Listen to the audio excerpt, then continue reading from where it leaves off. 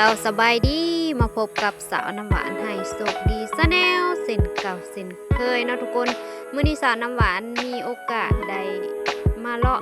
เส้นทางวงเวียนเซโนฟอยเนาะทุกคนเนาะสาวน้ำหวานออกมาซื้อของไซส์ของซอยเล็กๆน้อยๆเนาะทุกคนเนาะก็เลยได้มีโอกาสได้ถ่ายวงเวียนเซโนเนาะทุกคนเนาะนี่ก็มองนี่ก็เป็นตลาดเนาะทุกคนตลาดกลางคืนตลาดเซโนฟอยเนาะทุกคนเป็นตลาดกลางคืนเนาะทุกคนใครอยากเห็นอยากชมก็สามารถมาเที่ยวมาชมได้เด้อมาแวะมาเบิ่งได้เนาะทุกคนเนาะสาวน้ำหวานกะสีพาเลาะเบิ่งเส้นทางแถวเซโนนี่แหละเนาะทุกคนเนาะสาวน้ำหวานออกมาซื้อเครื่องซื้อของแต่ว่าฝนตกเนาะทุกคนช่วงนี้มีแต่ตกคุมเลยไปไซมาไซกันลำบากเนาะทุกคนเนาะสาวน้ำหวานสิให้ FC ทุกคนที่ว่าติดตามสาวน้ำหวานเนาะเบิ่งคลิปสาวน้ำหวานแต่ต้นจนจบเนาะสาวน้ำหวานก็สิพาทัวร์เซโนมื้อนี้ ออกมาซื้อของยามแรงๆเนาะทุกคนรถกันหลายอยู่ได้เนาะทุกคนเนาะรถบรรทุกยากเพิ่นบรรทุกเอายังไปเนาะทุกคนสาวน้ำหวานก็สิพาเลาะพาชมเบิ่งไปพร้อมๆกับสาวน้ำหวานเลยเนาะทุกคนเนาะเบิ่งบรรยากาศสองข้างทางไปพร้อมกันเลยเนาะทุกคนเนาะกะ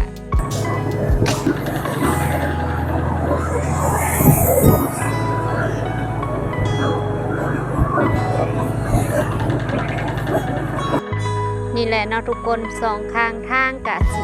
เพิ่นก็ขายเครื่องขายแบบของอยู่ของกินหลากหลายเนาะทุกคนขายวัสดุก่อสร้างหลากหลายอย่างเลยเนาะทุกคน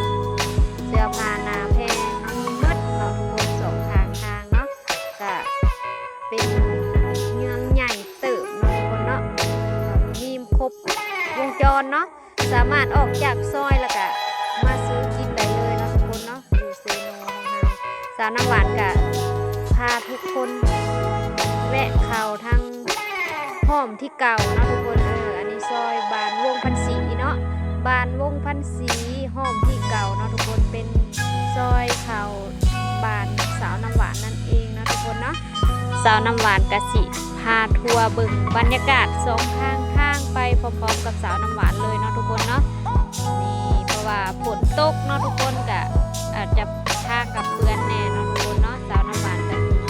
พา FC ทุกคนแบบว่าเลาะเบิ่งบรรยากาศสองข้างทางเนาะจนนู่นแหละสาวน้ำหวานที่เลยออกหน้าเลยเนาะทุกคนกะน้ำหวานจะได้มีโอกาสไปถ่ายแถวบ้านให้เบิ่งเนาะทุกคนเนาะกะฝากทุกคนติดตามสาวน้ำหวานเด้อฝากกดไลค์กดแชร์ให้สาวน้ำหวานแน่เนาะทุกคนเพื่อเป็นกำลังใจให้สาวน้ำหวานเฮ็ดคลิปต่อไปเนาะทุกคนเนาะนี่มาหอนนี่ก็เป็นทางสามแยกเนาะทุกคนงานหลังนี้จะเป็นทางสามแยกเนาะทุกคนเนาะแต่สาวน้ำหวานชิบ่ได้แวะบ้านบ่ได้แวะงานสาวน้ำหวานเนาะสาวน้ำหวานเลยออกหน้าเลยนะทุกคนเนาะก็พากันอุ้มลูกอุ้มเต่ายืนลิ้นยืนหัวเนาะทุกคนสาวน้ำหวานพาทัวร์เบิ่งกลางบ้านเนาะทุกคนเนาะนี่แหละเนาะทุกคนวิถีชีวิตอยู่ลาวบ้านเฮากะสิมีประมาณนี้เนาะชีวิตการเป็นอยู่เนาะทุกคนมีประมาณนี้เนาะทุกคนเนาะสาวน้ำหวานกะสิขี่รถเลยออกไปนาเลยเนาะทุกคนเพื่อสิหอดนากะสิค่ำพุ่นแหละเนาะทุกคนเพื่อสาวน้ำหวานสิหอดนาเนาะทุกคนเนาะเดี๋ยวสาวน้ำหวานจีถ่ายให้ทุกคนเบิ่งบรรยากาศไปเรื่อยๆเนาะทุกคน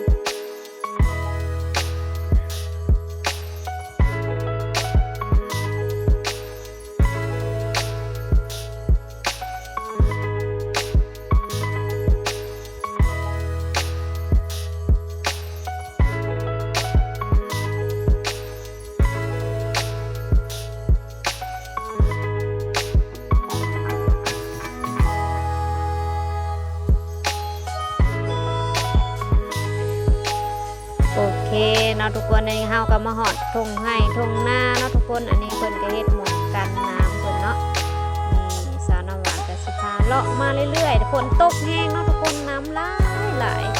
อันนี้เพิ่นก็พาลูกพาเต่าพาย่างออกไปนอน โอเคได้ปลาหลายนะ บา เพิ่ ง น ค น่ะ นก็ย่างบางคนก็ขี่รถเนาะทุกคนแล้วแต่ความสะดวกสบายของใครเนาะ ล้มเลย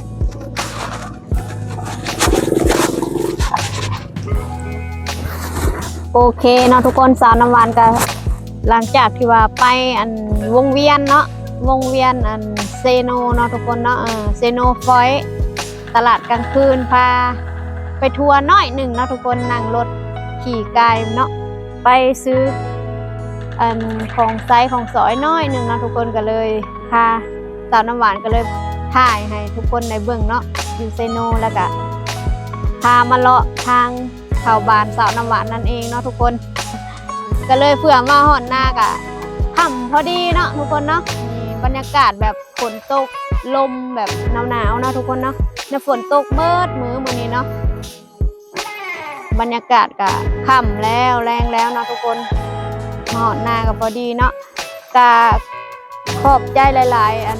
FC ที่ว่าบ่ว่าที่อยู่ต่างประเทศหรือว่าประเทศไทยที่ติดตามสาวน้ำหวานเนาะเบิ่งคลิปสาวน้ำหวานแต่ต้นจนจบนะก็กราบขอบใจหลายๆเนาะ